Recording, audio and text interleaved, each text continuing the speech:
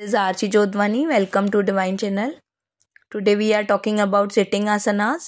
Sitting postures are those asanas that begin with individual sitting down. जो बैठ के किए जाने वाले आसन हैं उनको सिटिंग आसनास बोलते हैं।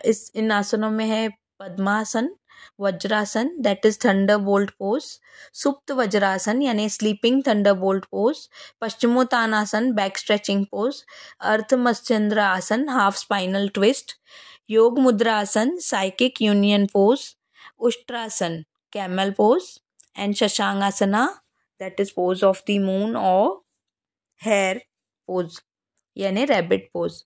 अब इन आसनों में पहला है Padmasana that is lotus pose. Lotus यानी सबको पता है कमल का फूल। इस आसन को कैसे किया जाता है? किसी भी आसन की शुरुआत में आपको कंफर्टेबल पोजीशन में बैठना है और leg straight out in front of you.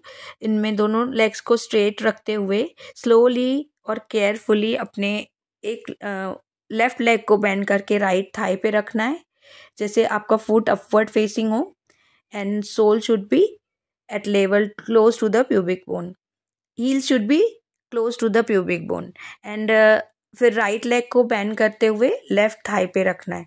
ऐसे आपको कंफर्टेबली इस आसन में बैठना है और फिर ज्ञान मुद्रा लेते हुए शोल्डर्स और हेड को रिलैक्स छोड़ते हुए अपने स्पाइन को इरेक्ट रखते हुए ज्ञान मुद्रा में यानी सेकेंड फिंगर और अंगूठा मिला के 3 उंगलियां बाहर की तरफ चिन्ह या ज्ञान मुद्रा में रिलैक्स होके थोड़े से आर्म्स आपके इसमें एल्बो स्लाइटली बेंट होंगे और बिल्कुल शोल्डर्स को बेंड नहीं करना है, एकदम स्ट्रेट आपको अलाइंड पोजीशन में आइज क्लोज करके relaxing your entire body you have to sit. Examine your entire body's posture, adjust your position by moving forward or backward until the achieve balance and alignment। अब आपको इस आसन में शांति से relax होके आंखें बंद करके बैठना है। ये पोस्चर बिल्कुल परफेक्ट अलाइंड है। अब इसके बेनिफिट समझते हैं। Padmasana effectively expands and releases hips acclimated tension. The pose stretching impact relieves tension, releases stress, fear, negativity, improving hip flexibility and ensure health and well-being। इस आसन को करने से जो हिप्स में एक्लिमेटेड टेंशन होता है वो रिलीज होता है, मेंटल टेंशन रिलीज होता है, डर और नेगेटिविटी से निजात मिलती है और हिप फ्लेक्सिबिलिटी बढ़ती है। ओवरऑल हेल्थ के लिए बहुत अच्छा आसन है ये। Spine is stretched in the lotus pose as you sit tall, which helps to retain its suppleness and natural S shape curve। आपने देखा होगा हमारी स्पाइन का जो शेप है बैकबोन का वो S शेप्ड होता है। इस कर्व को और इस सपलनेस ऑफ द बैकबोन, आपकी बैकबोन और एंटायर स्पाइन का जो पोस्चर है वो एकदम बेटर होता है और पेन रिड्यूस होता है बैक का और अदर हेल्थ प्रॉब्लम्स में भी बहुत फ़ायदा मिलता है। Next is practice of the asana helps menstruation cycle में, इवन लेबर पेन्स में भी बहुत ये हेल्पफुल है ये आसन। Next is padmasana is use for meditation. Main इस आसन का उपयोग होता है मेडिटेशन करने के लिए, अपने मन को शांत और अपने दिमाग को रिलैक्स रखने के लिए और कोई भी नेगेटिव थॉट्स, साइकोलॉजिकल इम्प्लीकेशंस, इन सबको रिलैक्स करने के लिए, टेंशन को रिलीज करने के लिए।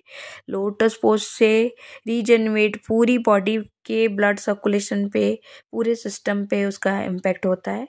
और प्रिपरेशन ऑफ सीरियस मेडिटेशन, जो योगी योग करते हैं, जो सिर्फ आसन नहीं, योग है परमात्मा से जुड़ना, तो मेडिटेशन में जब तक हम नहीं उतरेंगे तब तक उस अवस्था को हम नहीं समझ पाएंगे। तो मेडिटेशन में भीतर उतरने के लिए ये आसन बहुत उपयोगी है। Next is ultimate goal of the science of yoga is the union of body, mind and soul. The chanting of mantra while to the lotus yoga asana purifies, liberates and harmonizes the physical, mental, spiritual well-being of the identities। योग क्या है मैंने पहले भी आपको बताया है।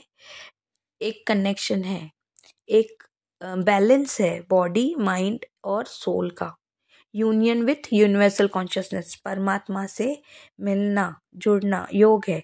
जब हम मंत्र चैंट करते हैं, जैसे ओम नमः शिवाय है या कोई भी मंत्र हम पद्मासन में बैठ के चैंट करते हैं तो हमारा भीतर हमारा मन प्योरीफाई होता है। जो जन्मों जन्मों के हमारे कार्मिक कनेक्शंस के कारण जो हमारे मन मैला हुआ पड़ा है उसको प्योरीफाई करता है, हमें लिबरेट करता है सारे टेंशन से और हमारे मन को शांति देता है, शांति प्रदान करता है। ये मंत्र चैंटिंग हमारे फिजिकल, मेंटल और spiritual wellbeing of the entities हमारे बॉडी को रिलैक्स करता है, मेंटल एबिलिटी को, बैलेंस को, शांति को बढ़ाता है और हम स्पिरिचुअलिटी को समझ पाते हैं। Padmasana directs the flow of prana from Muladhara chakra to the perineum to the Sahasrara chakra और to the head, brightening the experience of meditation. जब हम भीतर ध्यान में उतरते हैं तो अब हमारे बॉडी में 7 चक्रास होते हैं। जो पहला चक्र होता है वो मूलाधार चक्र होता है। वहाँ पर हम एक शक्ति जो सुप्त अवस्था में रहती है उसको जागरूक करने का जो वे है वो मेडिटेशन है। वो हम डीप में बाद में समझेंगे। वहाँ से जो चिति शक्ति है वो सहस्रार तक, जहाँ हमारा क्राउन चक्र है तालू में, वहाँ तक वो एनर्जी वाइब्रेट होती है।